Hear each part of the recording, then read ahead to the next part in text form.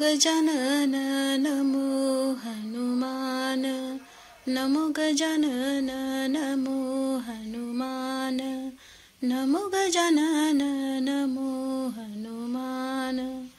दोघांमध्ये आहे कोण बलवान, दोघांमध्ये आहे कोण बलवान, दोघांमध्ये आहे कोण बलवान। नमो गजानन नमो हनुमान। गजानन म्हणे मी रिद्धी सिद्धिधारी, गजानन म्हणे मी रिद्धी सिद्धिधारी, हनुमान म्हणे मी बालब्रह्मचारी, हनुमान म्हणे मी बालब्रह्मचारी।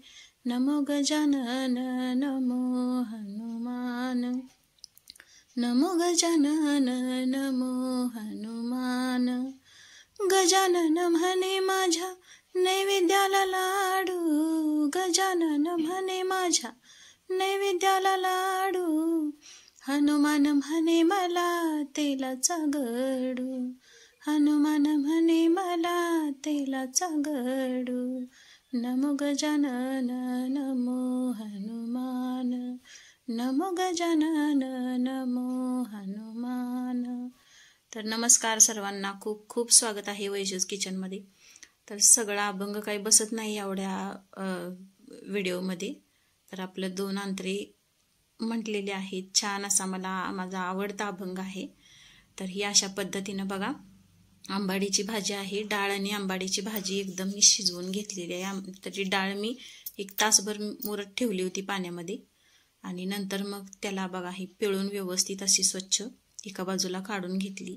नंतर कांदा 1 वाटीभर घेतलेला आहे, शेंगदाण्याचं कूट, लसूण आणि बऱ्यापैकी ज्वारीची कूटही घालतात, पण मी काही तसं केलेलं नाही, फक्त शेंगदाण्याचं जाडसर कूट आणि हरभरा डाळ घातलेली आहे।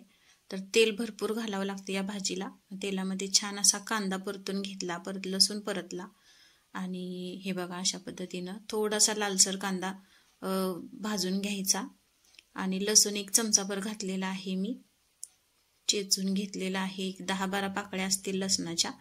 बऱ्यापैकी आपली साध्या पद्धतीनेच भाजी बनवलेली आहे, अगदी थोडीशीच भाजी होती, तर आणि शिजून आणि कमीच झालेली आहे। तर त्याच्यामध्ये थोडंसं हळद मीठ तेलामध्येच मी नेहमी घालते, वरून मी घालत नाही। आणि नंतर मग मी ही बघा आपली घरची चटणी आहे ही, तर ही 1-1.5 चमचा घातलेली आहे, जास्त तिखट करायची नाही, मिरच्या तुम्ही घालू शकता। तर ही अशा पद्धतीने मी भाजी बनवलेली आहे, आणि खूप छान लागली। आंबटपणा अजिबात त्याला राहिला नाही जास्त, थोडीशी आंबट लागत होती, पण चविष्ट आणि आवडली सर्वांना। तर ह्या अशा पद्धतीनं भाजी नक्की करून पहा। हे बघा जाडसर शेंगदाण्याचं कूट आहे, आणि बऱ्यापैकी आम्हाला सवय आहे सगळ्याच भाजीमध्ये किंवा आमटी कालवण असू दे काहीही सांबर, तर त्याच्यामध्ये आपलं शेंगदाण्याचं कूट जातच जातं। तर ह्या अशा पद्धतीनं बघा अशी भाजी आपली तयार झालेली आहे। तर मस्त गरमागरम अशी भाकरी आणि भाजी या खायला मंडळी। व्हिडिओ आवडला का? धन्यवाद।